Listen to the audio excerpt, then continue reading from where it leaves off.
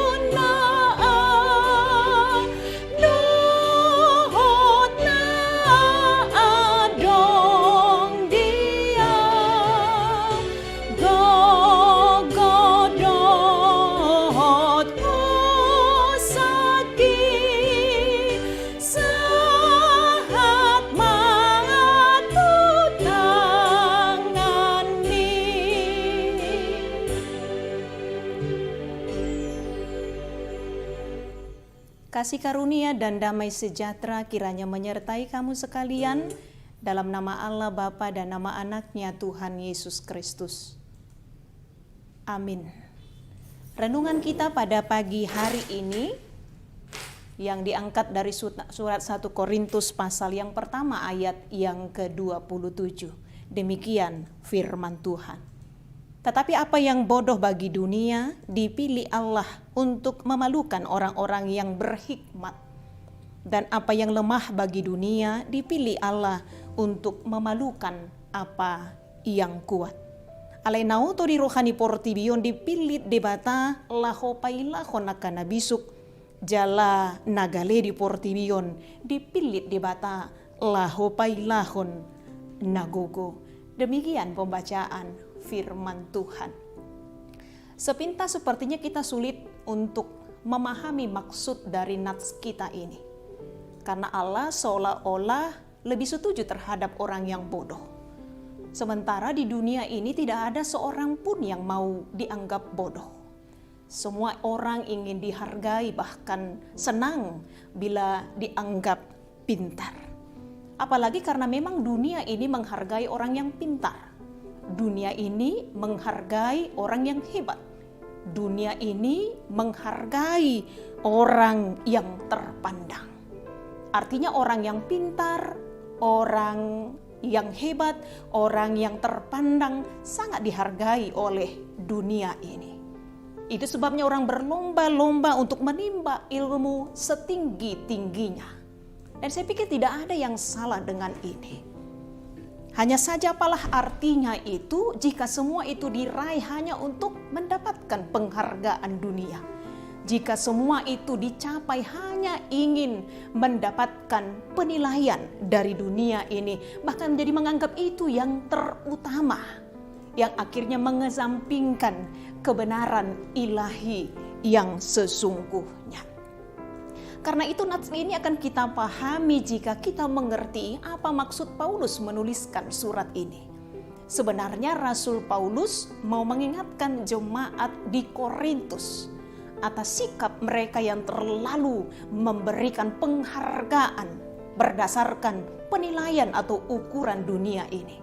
Sikap Paulus yang terlalu sikap orang-orang Korintus yang terlalu mengagungkan apa yang dinilai oleh dunia ini sebagai ukuran keberhasilan.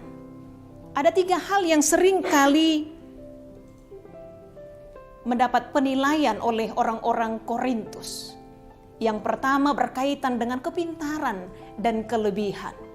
Yang kedua berkaitan dengan kedudukan di dalam masyarakat. Yang ketiga berkaitan dengan asal-usul mereka yang sebenarnya.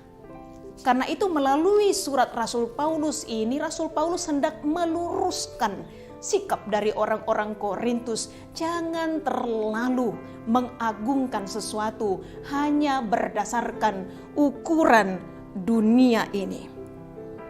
Jangan jadikan tujuanmu menjadi satu-satunya alasan untuk mendapatkan penghargaan atau penilaian dari dunia ini. Walaupun dalam kenyataannya seperti yang saya katakan tadi, tidak ada yang salah dengan orang yang pintar. Tidak ada yang salah dengan orang yang hebat. Tidak ada yang salah dengan orang yang punya kedudukan di tengah-tengah masyarakat. Tidak ada yang salah dengan asal-usul orang yang baik. Namun jangan jadikan itu sekali lagi alasan untuk memberikan penilaian orang lain. Sehingga kita menyepelekan orang yang kurang pintar. Kita menyepelekan orang yang tidak punya kedudukan di tengah-tengah masyarakat. Kita menyepelekan orang-orang yang dianggap kurang hebat oleh dunia ini.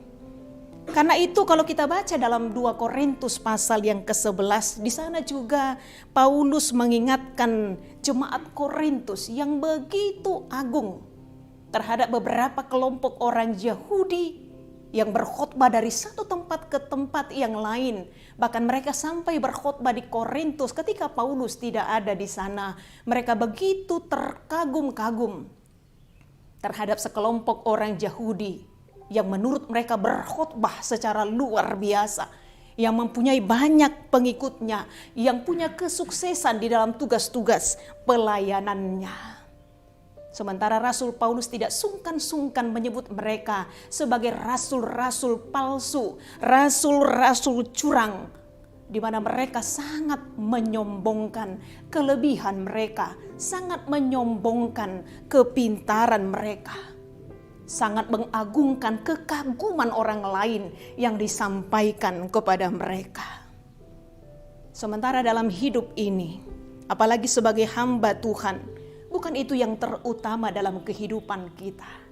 Kita melayani tujuan kita bukan untuk mendapatkan penilaian manusia, karena penilaian manusia bisa saja salah. Manusia seringkali menilai berdasarkan suka atau tidak suka. Manusia bisa saja menilai berdasarkan kepentingannya. Manusia bisa saja menilai berdasarkan apa yang sudah dia terima atau diberikan orang lain kepadanya. Tapi kita bekerja untuk mendapatkan penghargaan di mata Tuhan, karena Tuhan tidak pernah salah untuk menilai.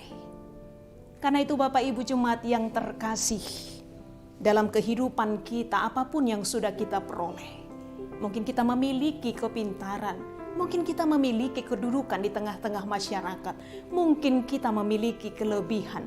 Sesungguhnya tidak ada yang perlu disombongkan dalam hidup ini. Kalau Rasul Paulus katakan, orang-orang yang bodoh menurut ukuran dunia, tapi bodoh bukan sebatas intelektual, bukan semata-mata berkaitan dengan intelektual yang dimaksudkan dalam hal ini. Tapi orang-orang bodoh yang tidak mau mengikut apa kata dunia, mungkin kurang pintar menurut ukuran dunia ini, tapi bisa dipakai Allah secara luar biasa ketika dia memberikan hidupnya sepenuhnya untuk Tuhan, mau dipakai oleh Tuhan seturut dengan kehendaknya.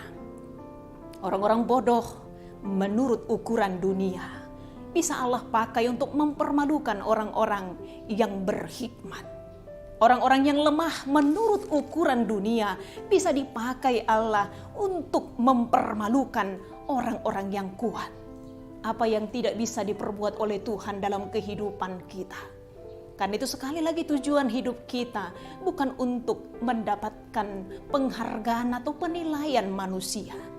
Tapi bagaimana kita bekerja sepenuhnya hanya untuk kemuliaan Tuhan.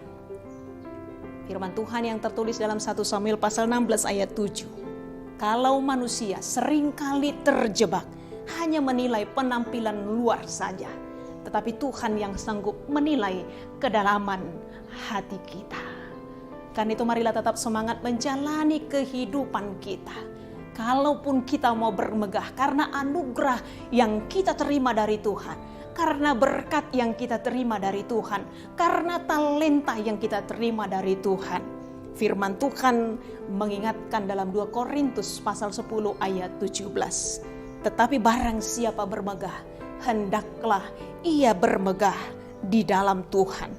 Sebab bukan orang yang memuji dirinya yang tahan uji, tetapi orang yang dipuji oleh Tuhan.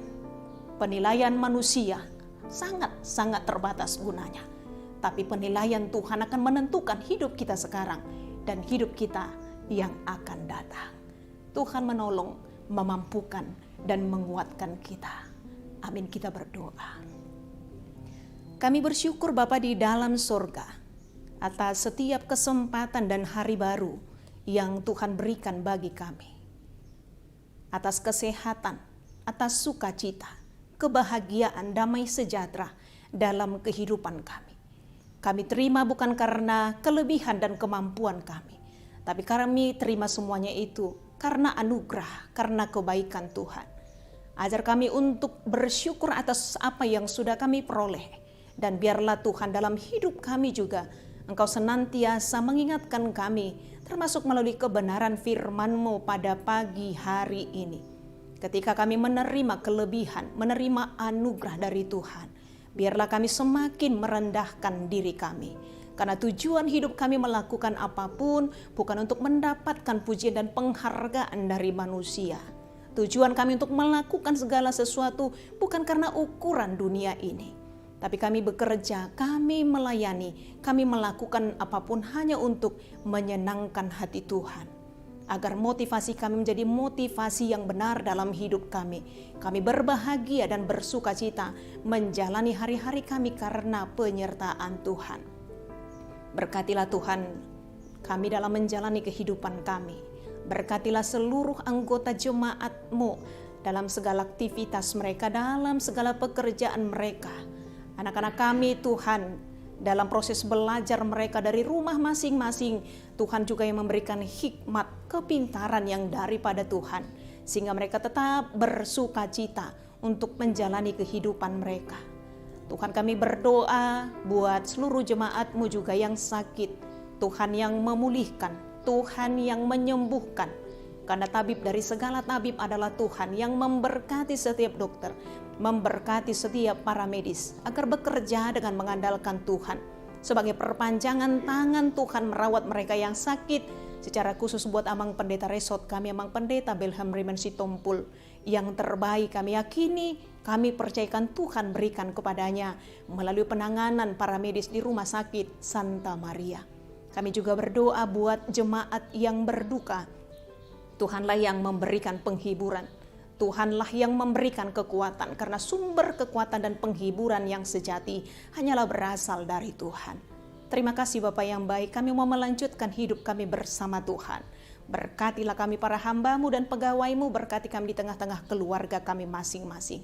Ampunilah kami atas segala dosa dan pelanggaran kami, hanya dalam kasih Kristus Yesus kami sudah berdoa dan mengucap syukur. Amin. Sama-sama mengucapkan doa Bapa kami yang di surga.